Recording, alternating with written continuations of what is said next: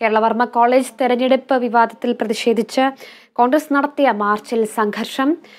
Police ജലപീരങ്കി പ്രയോഗിച്ചു. 2 പേർക്ക് പരിക്കുണ്ട്. ഇപ്പോൾ വിശദാംശങ്ങളുമായി അനീഷ് ആന്റണി ചേരുന്നുണ്ട്.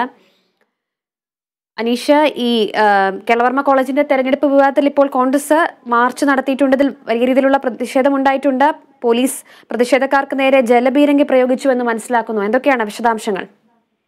അനുജ, രാവിലെ 11 മണിയോടെയാണ് ഈ മാർച്ച് ആരംഭിച്ചത്. കേരളവർമ്മ കോളേജിലേക്കായിരുന്നു മാർച്ച്. തൃശൂർ DCCയുടെ നേതൃത്വത്തിൽ കോൺഗ്രസ് പ്രവർത്തകരാണ് മാർച്ച് നടത്തിയത്. DCC പ്രസിഡന്റ് ജോസ് വള്ളൂരാണ് മാർച്ചിന് നേതൃത്വം നൽകിയത്. 11 മണിയോടെ തൃശൂർ DCC ഓഫീസിൽ നിന്ന് ആരംഭിച്ച മാർച്ച് പടിഞ്ഞാറേക്കോട്ടയിലെ കേരളവർമ്മ കോളേജിലേക്ക് പോകുന്ന വഴിയുടെ സമീപത്ത് വെച്ച് പോലീസ് ബാരിക്കേഡ് കെട്ടി തടയുന്ന ഒരു സാഹചര്യം ഉണ്ടായി. തുടർന്ന് അവിടെ എത്തിയ മാർച്ച് കൊടിക്കുന്നിൽ സുരേഷ് MP ഉദ്ഘാടനം ചെയ്തു. TN പ്രതാപൻ MP, അതുപോലെ DCC പ്രസിഡന്റ് ജോസ് വള്ളൂർ, അതുപോലെ KPC സെക്രട്ടറി പ്രസാദ് എന്നിവർ ഉൾപ്പെടെ ഈ ഉദ്ഘാടന ചടങ്ങിൽ പങ്കെടുത്ത് ഉദ്ഘാടന പ്രസംഗം കൊടിക്കുന്നിൽ സുരേഷിന്റെ ഉദ്ഘാടന പ്രസംഗം കഴിഞ്ഞതിന് ശേഷമാണ് ഈ സംഘർഷത്തിന് തുടക്കമായത്.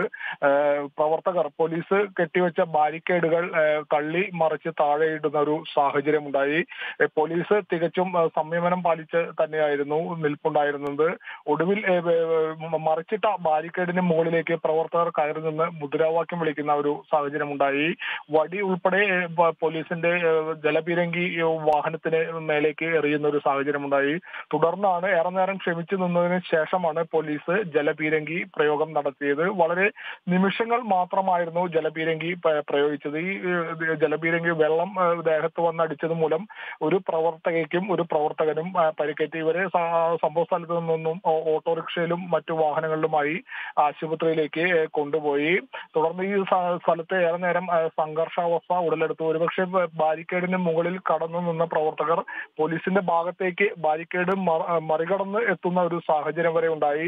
പക്ഷെ അവിടെ ഒരു ലാത്തി ചാർജിലേക്കൊന്നും കാര്യങ്ങൾ പോയില്ല. തുടർന്ന് പ്രവർത്തകർ ഏറെ നേരം അവിടെ നിന്ന് മുദ്രാവാക്യം വിളിച്ചതിന് ശേഷം തിരികെ പടിഞ്ഞാറേക്കോട്ട വഴി കളക്ടറേറ്റിലേക്ക്, കൊടിക്കുന്നിൽ സുരേഷ് MP ഉൾപ്പെടെയുള്ളവർ കളക്ടറേറ്റിലേക്ക് മാർച്ചുമായി ഇപ്പോൾ പോയിരിക്കുകയാണ്.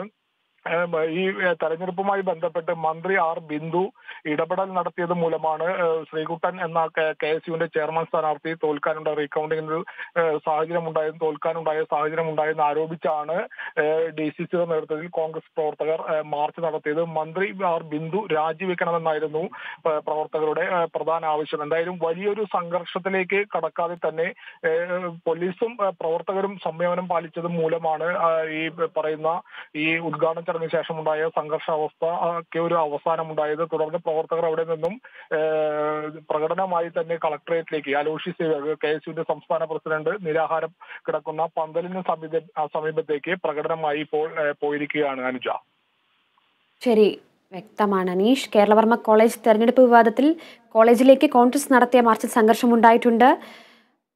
സംഘർഷത്തിൽ 2 പേർക്ക് പരിക്കേറ്റിട്ടുണ്ട്. വിശദാംശങ്ങൾ നൽകിയത് അനീഷ് ആന്റണിയാണ്.